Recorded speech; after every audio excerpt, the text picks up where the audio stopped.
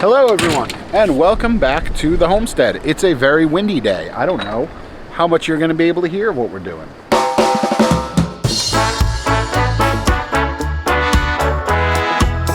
We are at a point where things need to get done. It is a nice day. I have off. Hung out this morning with Emma and Jackie and, did some walking around the property. We walked all the way out back. We checked some stuff out. But now I've got to get some stuff in the ground. The main goal for today is going to be to plant the onions in the back. We've got our onion starts that have arrived from Dixondale Farm. It is less than 2 weeks before our final frost date. You can plant your onion starts anywhere from 4 to 2 weeks before your last frost date. So we're 2 weeks before our last one now, so we're gonna do that.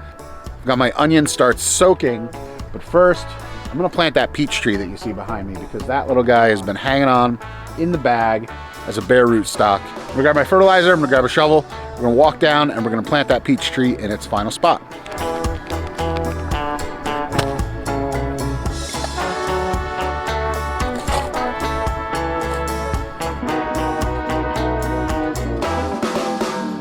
This is just a fruit tree fertilizer. It's a 552 from Dr. Earth, organic, natural, all that good stuff.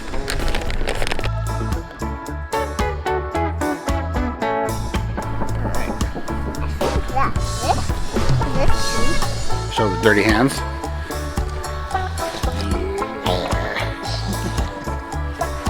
So when you're planting onions, there's 3 different ways you can start them. You can go from seed, which take the longest. You can go from sets, which are the little kind of bulbs that you see in like your Tractor Supply and your gardening stores. And then you can go from starts, which were grown from seed, but were kind of stopped along the way, still had the green attached to them on top, and then you pick them up and plant them there. We've tried growing from the sets before and it just hasn't worked for us, so this year we ordered starts from Dixondale Farms. It's the house of poultry. The therapy den. The therapy den? How can you not be happy when you're playing with little chickies? Except the ducks, because they're always scared.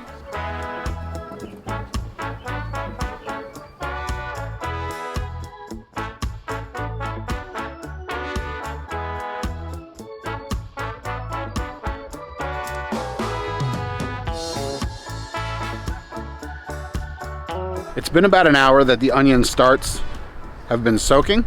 So let's go grab those and we'll start planting. Once you get your bed weeded, you're gonna wanna come through and make sure that the soil you're gonna be planting your onions in is good and loose. If you have dense compacted soil, if there's a lot of clay, if there's a lot of really just like you can't work your hand through it really simply and easily, you're gonna wanna add a lot of organic matter. You're gonna wanna amend that soil somehow because the onions, they like to have a really loose soil. So I'm just gonna come through with our Corona soil ripper. This isn't a tiller, this is kind of akin to a broad fork. It breaks up the surface of your soil.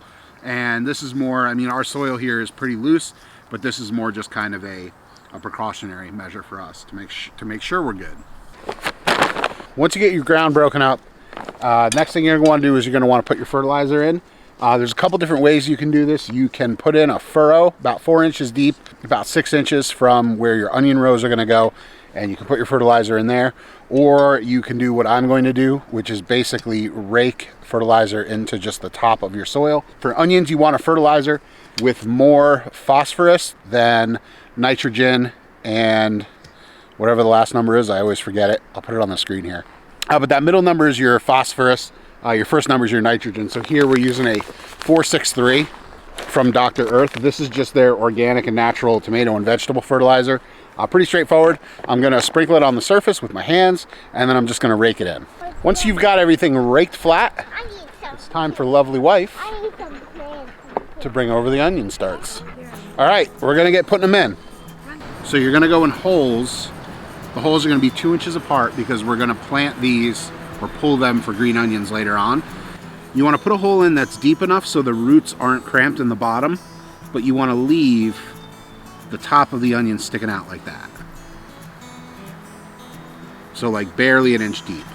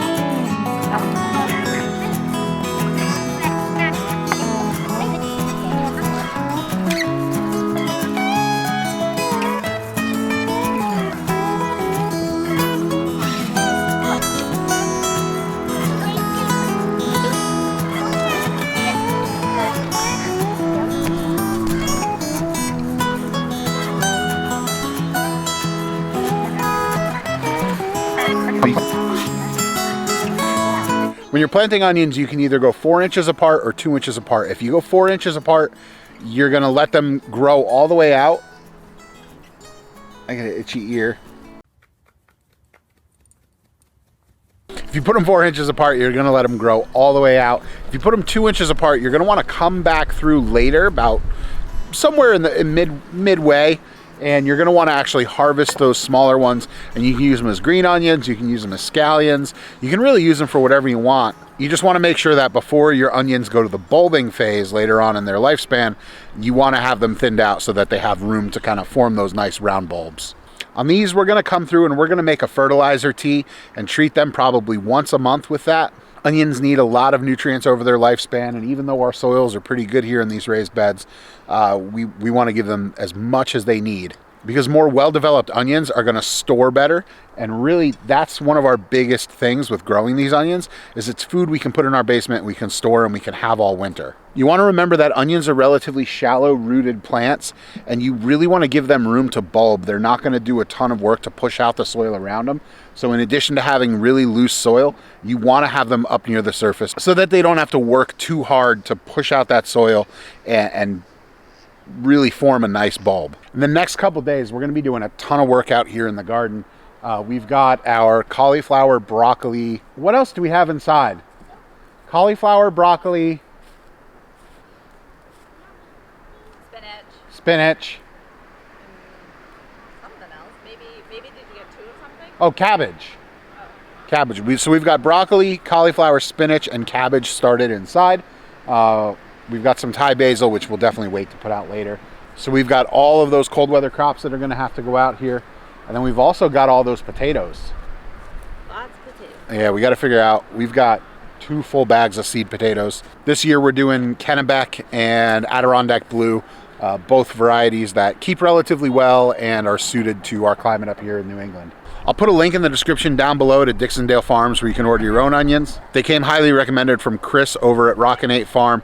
He's a great gardener, he's way better than us. So anytime he says something is good and he trusts a supplier, I have no qualms going over there. If you like what we're doing here at the Mindful Homestead and you want to see more, make sure to click that subscribe button down below.